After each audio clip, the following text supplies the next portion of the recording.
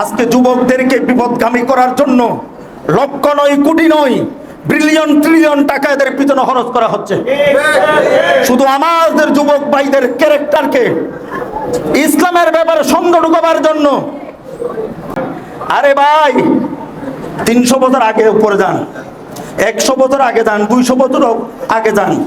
এই এলাকায় যিনি আপনার বাপদাদা 14 গোষ্ঠীকে যিনি কলেমার দাওয়াত যিনি দিয়েছেন, দ্বীনের দাওয়াত তিনি দিয়েছেন, নামাজের দাওয়াত যিনি দিয়েছেন, তিন ধর্মের দাওয়াত যিনি দিয়েছেন, ইনি হচ্ছেন মাওলানা মোহাম্মদ আলী শাহ, ইনি হচ্ছেন হযরতে তারেক শাহ, ইনি হচ্ছেন শাহে আমানত, ইনি হচ্ছেন গৌসে মাঝ ভান্ডার, ইনি হচ্ছেন সুদূর শ্রীকোটের জমিন থেকে আগত শ্রীকোট।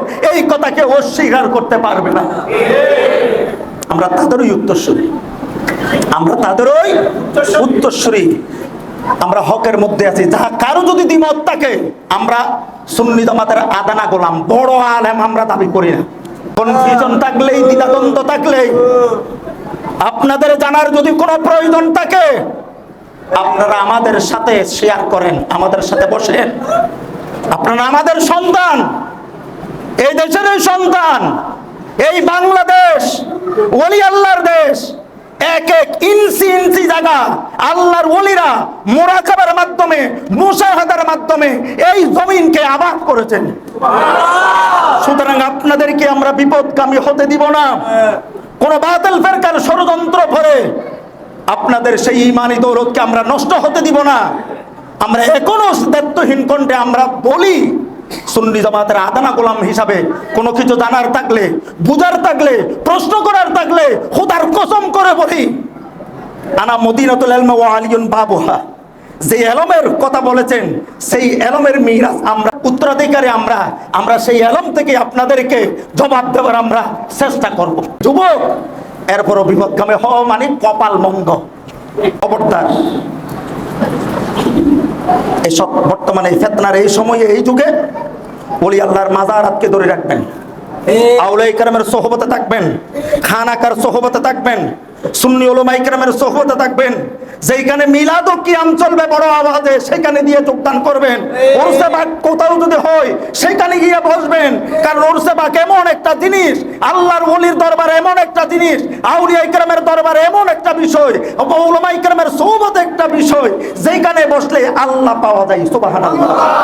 যদি তুমি বসতে চাও আল্লাহর দরবারে, ওযু করে বসে যাও ওলির দরবারে।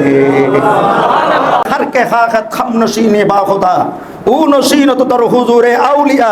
যেমন তেমন আলেম বলে নাই, গোটা দুনিয়ার সমস্ত উলামা ইকরাম, সমস্ত মুফাসসির ইকরাম, সমস্ত ফুকাহা ইকরাম, সমস্ত মুহাদ্দিসিন ইকরাম, জগতের সমস্ত উলামা ইকরাম মোল্লা মাওলানা রুমির মজলিসে সেই সময়ের হাজার হাজার জগৎ বিখ্যাত বড় বড় আলেমরা মাথা নিচু করে বসে থাকতেন, মাওলানা রুমির জবানের দিকে তাকিয়ে থাকতেন এই কালামগুলো শোনার জন্য।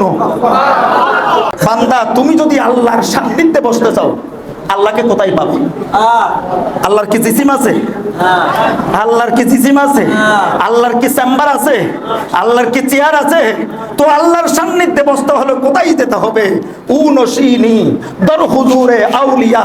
আউলিয়া ইকরামের সান্নিধ্যে বসো, আউলিয়া ইকরামের দরবারে বসো, মাজারাতের জিয়ারত করো, খানাকায় গিয়েই বসো, সুন্নি উলামা ইকরামের সুহবতে বসো, হুসাইনি আলেমদের সুহবতে বসলে আল্লাহ পাওয়া যায়, আল্লাহর কাছে বসা হয়ে যায়।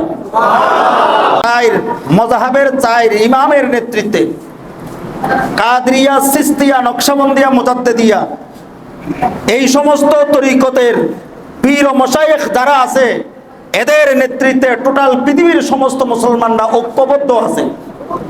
এর আগে খোলাফায়ে রাশিদিন, তরিকতের আগে ছিলেন মাযহাবের চার ইমাম। হানাফি মাযহাবের ভিত্তিতে, শাফি মাযহাবের ভিত্তিতে, হাম্বলি মাযহাবের ভিত্তিতে, এই সমস্ত মাযহাবের ভিত্তিতে তাম দুনিয়ার সমস্ত মুসলমানরা ঐক্যবদ্ধ ছিলেন, ঐক্যবদ্ধ ছিলেন।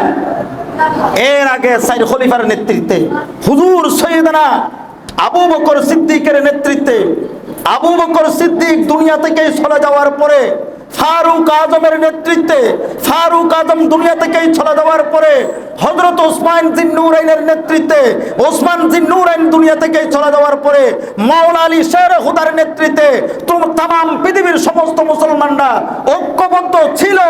এই খুলাফায়ে রাশিদিনের ঐক্য দেখে, চার মাযহাবের ঐক্য দেখে, চার তরিকার মাযহাবের আউলিয়া ইকরামের ঐক্য দেখে, এদের ঐক্যমতের ভিত্তিতে, এদের মাযহাবের ভিত্তিতে পৃথিবীর সমস্ত মুসলমানরা যখন ঐক্যবদ্ধ হয়েছে, ইহুদি নাসারা চিন্তা করতে লাগলো মুসলমানরা যদি ঐক্যবদ্ধ থাকে তাহলে এই পৃথিবী মুসলমানরাই শাসন করবে, আমরা ইহুদি নাসারারা এই পৃথিবী শাসন করতে পারবো না, মুসলমানদের গোলাম হিসেবে থাকবো।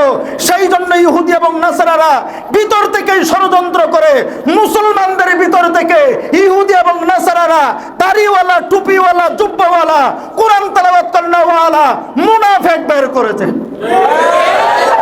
কি বের করেছে? এই সমস্ত মুনাফিকরা ইসলামের আড়ালে, তাফসীরে কোরআনের আড়ালে, আবা কাবা ইসলামের এই আলকাল্লা এগুলার আড়ালে আমাদের যুবকদেরকে শেখানো হচ্ছে, আমাদের সন্তানদেরকে শেখানো হচ্ছে হাজার হাজার বছর ঐতিহ্য যেগুলো লালিত আল্লাহর ওলির এই দরবারগুলো জিয়ারতের মাধ্যমে এগুলোর সারাক্ষণ এটা সরব থাকতো। এই ওলি আল্লাহর এই জিয়ারত, কবর জিয়ারত, মুরব্বীদের কবর জিয়ারত, মিলাদ ও কিয়াম, যেগুলার ভিত্তিতে মুসলমানরা ঐক্য ছিল, এগুলা আস্তে আস্তেই বলা শুরু করেছে এগুলা বেদাত, এগুলা কবর পূজা, এগুলা মাজার পূজা। আমার বাবারা ভাইরা, এগুলার সাথে যারা দ্বিমত পোষণ করেন তাদের উদ্দেশ্যে দৃঢ় কণ্ঠে একটা কথা বলতে চাই, সুন্নি জামাতের নগণ্য হাদেমরা আজকে মাওলানা মুহাম্মদ আলী শাহ উরসে পাকের মধ্যে আমি এই তিনজন আলেমের বক্তব্য শুরু থেকে শেষ পর্যন্ত শুনেছি, এরা কোরআন শরীফের বাইরে কথা বলে নাই, হাদিস শরীফের বাইরে কথা বলে নাই, হাদিসে কুদসির বাইরে কথা বলে নাই, ইজমা কিয়াসের বাইরে কথা বলে নাই, দলিল ভিত্তিক যুক্তি নির্ভর কথাবার্তা বলে বিশ্বের মানুষকে জানিয়ে দিয়েছে আহলে সুন্নাত ওয়াল জামাত হোক, আল্লাহর ওলিরা হোক, তরিকত হোক, মাযহাব হোক, মিলাদ ও কিয়াম হোক, সেটাই প্রমাণ করে দিয়েছেন। কথা বলেন ঠিক কিনা?